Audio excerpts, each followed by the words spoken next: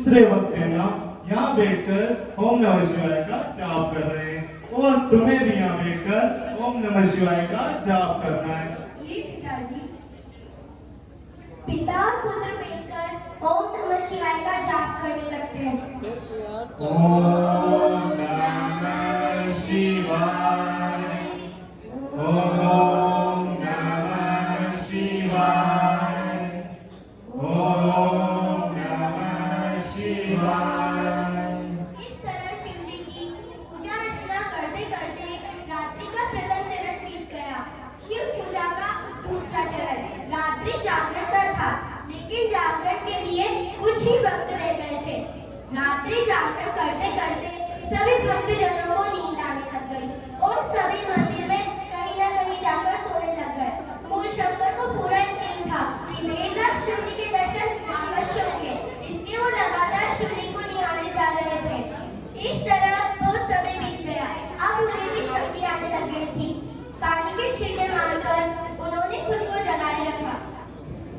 रात बहुत हो चुकी है, अब शिव जी किसी भी क्षण दर्शन दे सकते हैं। इस तरह मूलशंकर पुनः शिवलिंग को निहारने लगे कि तभी उनकी नजर कुछ चूहों पर पड़ी। अरे ये चूहे किधर से आ गए? ये तो शिव पिंड की तरफ ही बढ़ रहे हैं। चूहों, शिव जी पर उत्पात मचा रहे हो, उन्हें गंदा कर रहे हो।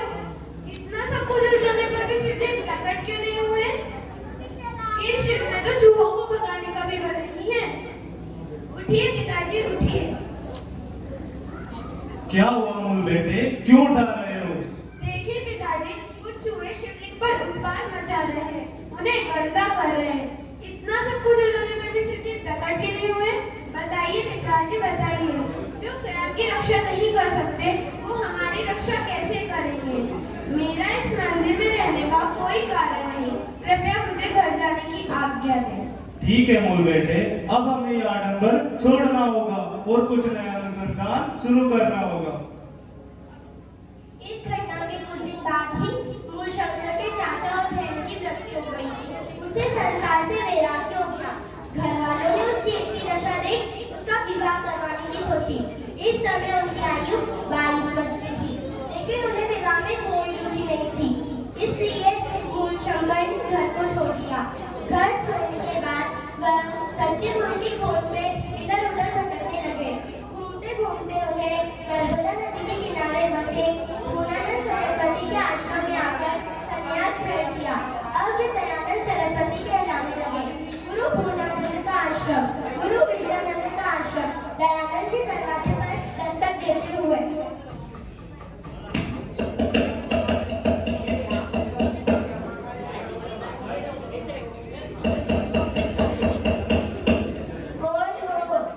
यही तो जानना चाहता हूँ कि मैं कौन हूँ। सत्य को पाना चाहते हो? जी। गुरु के अंदर चक्षु में पात्र को जट पहचान लिया। उसकी प्रतिभा के पहले ही परिचय में जान लिया। सदगुरु की अनुमति मांग दयानंद उनके शिष्य बने। आगे चल करके वही शिष्य भारत के भविष्य बने। जो कर्मठ होते हैं वो मंजिल पा ही जाते हैं। आनंद नंद ऋषि दयानंद की गाथा गाते हैं, हम कथा सुनाते हैं। ऋषिवर को लाख प्रणाम, गुरुवर को लाख प्रणाम। धर्म धुरंधर मुनिवर को कोटि कोटि प्रणाम, कोटि कोटि प्रणाम। दयानंद, अब आपकी शिक्षा पूरी हो चुकी है, अब आप जा सकते हैं। मुट्ठी भर लौट देते हुए। गुरुजी, गुरु दक्षिणा। गुरुजी, आपकी आंखों में आंसू। प्रिय शिष्य, उचित दक्षिणा के रूप में लोग नहीं चाहिए। भारतवासी अंधकार में डूबे हुए हैं। जाओ जाओ, उन्हें धर्म के ढकोसलों से उभारकर वेदों का ज्ञान दो। यह संसार वेदों को भूल चुका है। तुम्हें अपनी पूरी शक्ति से वेदों का प्रचार प्रसार करना होगा। यही मेरी गुरु दक्षिणा होगी। गुरुजी, आज मैं आपके सामने प्रतिज्ञा लेता हूँ कि मैं आजन्म ब्रह्मचर्य का पालन करूंगा। वैदिक धर्म और सत्य की ज्योति से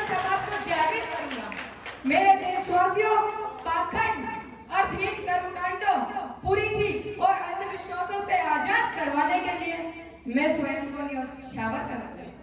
आयुष्मान भव।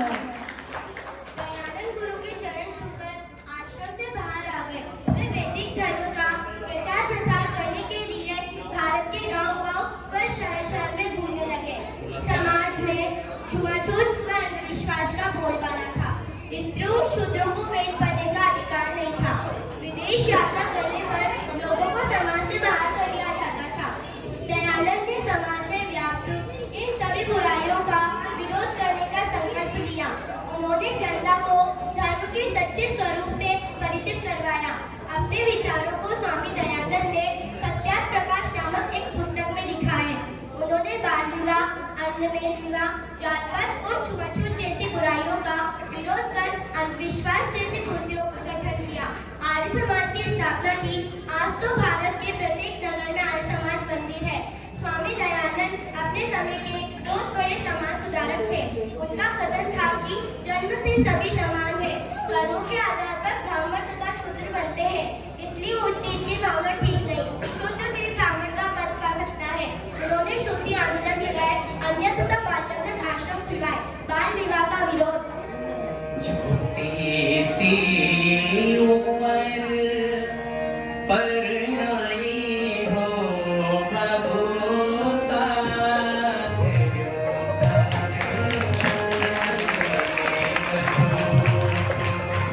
ओ भाईचारी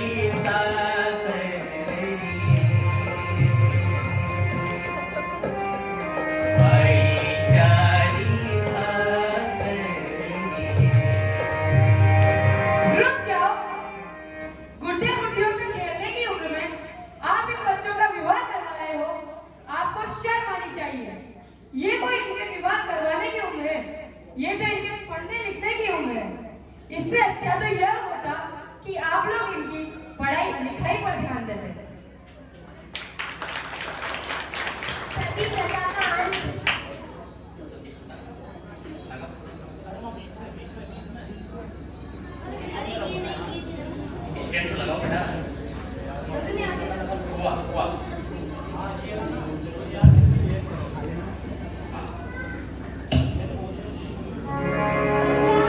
बचाओ, छोड़ो मुझे, बचाओ, बचाओ, बचाओ, छोड़ो मुझे, बचाओ, बचाओ, बचाओ। रुको, इतना बड़ा अन्याय। जरा इसकी आयु तो देखिए। अगर इसका पति इस संसार में नहीं भी रहा तो उसमें इसका क्या दोष। इससे अच्छा तो यह होता कि आप लोग इसके पुनः विवाह के बारे में सोचें। दयानंद ने स्त्रियों को शिक्षा का अधिकार दिलवाया।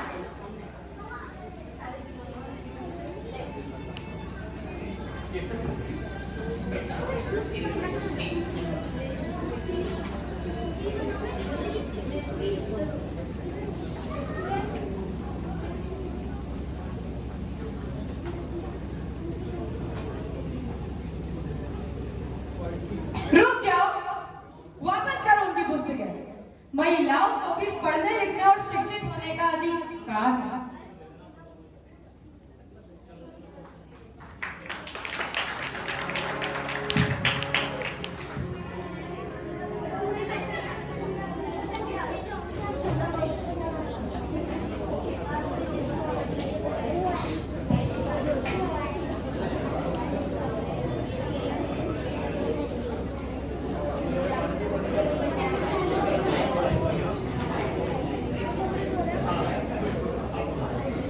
जय श्री राम, जय जिनेन्द्र, जय श्री राम, जय जिनेन्द्र। रुको, तुम क्या कर रहे हो? पानी भर रहा हूँ। तुम इस कुएं से पानी नहीं भर सकते। तुम दलित हो, क्या तुम्हारी वजह से पूरे गांव वासी इस कुएं से पानी नहीं पिएंगे? अरे क्या बात कर दो साहब, क्या हम दलित हैं तो हमें प्यास नहीं लगती? रुक जाओ, यह दलित नहीं है, आर्य है, हमारा भाई है। भरने दो उसे पानी।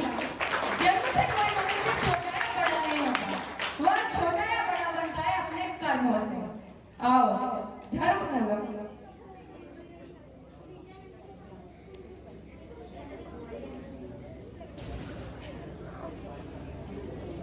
वेद सभी सत्य विद्याओं का पुस्तक है।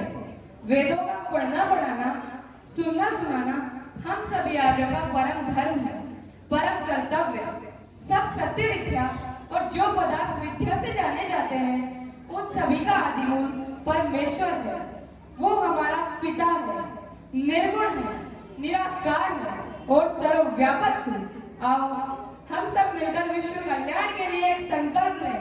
हमारा एक ईश्वर, हमारा एक धर्म, वैदिक धर्म, हमारी एक भाषा, हमारी एक पहचान, आर्य, वेद की ज्योति, जलती रहे, ओम का झंडा, ऊंचा रहे। सभी को सादर अभिवादन।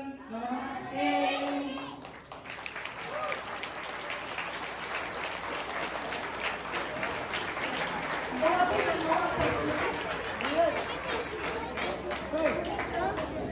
परम सौभाग्य की बात है कि हमारे बीच में संस्कृत के प्रखंड विद्वान, सनातन धर्म के प्रचारक, वेदों के प्रचारक, परम पूज्य जो रोहतक हरियाणा से हमारे बीच में पधारे